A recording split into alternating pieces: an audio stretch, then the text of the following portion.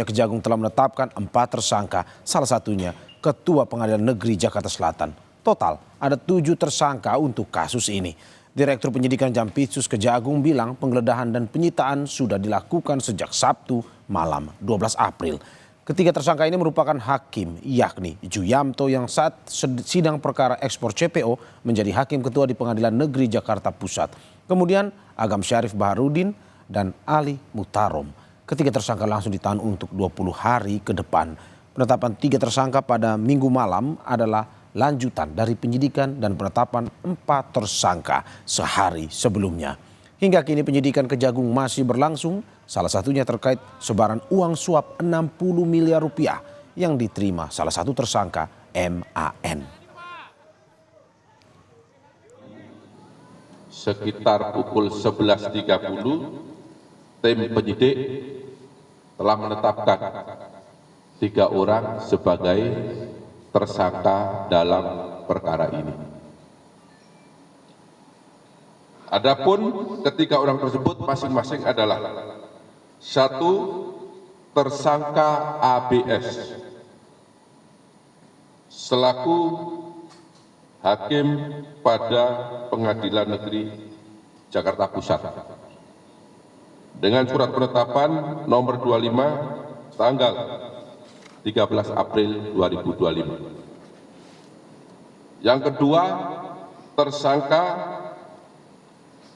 AM berdasarkan surat penetapan nomor 26 tanggal 13 April 2025. Dan yang ketiga, tersangka DJU yang bersangkutan adalah hakim pada Pengadilan Negeri Jakarta Selatan berdasarkan surat penetapan tersangka nomor 27 tanggal 13 April 2025 yang pada saat itu yang bersangkutan menjabat sebagai Ketua Majelis Hakim. Selain memeriksa 2 orang saksi, penyidik Kejaksaan Agung kembali menyita sejumlah barang bukti baru. Penyitaan dilakukan usai penggeledahan di sejumlah lokasi. Penyidik menyita 21 unit sepeda motor dan 7 unit sepeda dengan berbagai jenis. Namun penyidik belum merinci identitas pemilik kendaraan dan barang-barang yang disita. Barang bukti adalah lanjutan dari penyitaan sebelumnya.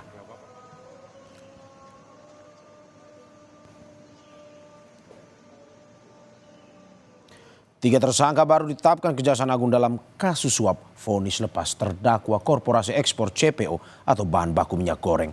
Apa saja peran mereka? Kita tanyakan ke jurnalis Kompas TV, Benediktus Aditya dan juru kamera Septa Yoga yang saat ini berada di Gedung Kejaksaan Agung Jakarta Selatan. Bene, selamat pagi. Sebelum saya memberikan pertanyaan kepada Anda, saat ini melihat Anda berdiri di depan sejumlah kendaraan bermotor. Bisa Anda jelaskan apakah itu merupakan sitaan dari kejaksaan terkait dengan kasus ini atau apa? Ya, baik Mario dan juga saudara, saya akan memperlihatkan kepada Anda bagaimana situasi atau kondisi barang sitaan yang telah disita oleh Kejaksaan Agung. Juru kamera Kompas TV, Septa Yoga akan memperlihatkan kepada Anda beberapa unit kendaraan bermotor, di mana pada Minggu 13 April yang lalu, ini sudah disita tambahan 21 unit kendaraan roda 2 berbagai tipe. Begitu kalau bisa Anda lihat memang Mario, di sini ada berbagai jenis, mulai dari moge hingga motor klasik begitu. Juga ada tambahan 7 unit sepeda yang disita kemarin. Diketahui ini disita dari kediaman salah satu advokat atau pengacara yang telah ditetapkan sebagai tersangka pada Sabtu 12 April yang lalu, yang berinisial AR atau bernama Arianto Bakri, di kediamannya di Jakarta Utara.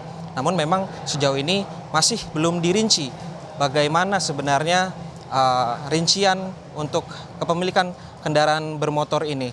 Nah, kalau bisa saya gambarkan juga selain ada 21 unit motor, juga ada tambahan 3 unit mobil lainnya di Kejagung yang telah disita oleh Kejaksaan Agung, di mana memang pada hari Minggu Sabtu kemarin maksud kami sudah ada 4 mobil yang disita, ditambah di hari Minggu ini sudah ada 3 mobil unit lagi yang disita oleh pihak Kejaksaan Agung. Begitu Mario.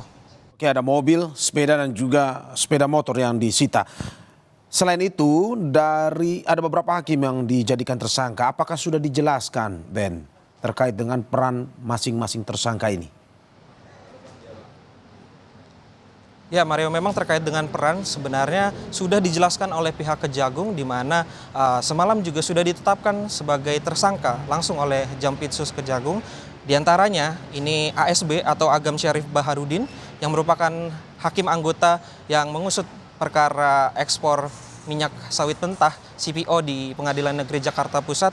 Kemudian juga ada AL atau Ali Muhtaron yang juga hakim anggota, dan yang terakhir ini adalah DJU atau Jumyanto yang ini merupakan hakim ketua yang untuk perkara menangani kasus ekspor minyak mentah sawit ini di Pengadilan Jakarta Pusat untuk tahun 2022 yang lalu. Nah, memang untuk peran ketiga hakim sendiri ini diduga kuat dari pernyataan Direktur Penyidikan Jampitsus Kejaksaan Agung Abdul Qohar ini ketiganya maksud kami menerima suap sebesar atau sebanyak 22 miliar yang diberikan oleh MAN atau Ketua PN Jakarta Selatan ini, dan akan dibagikan kepada 3 hakim anggota lainnya. Begitu Mario.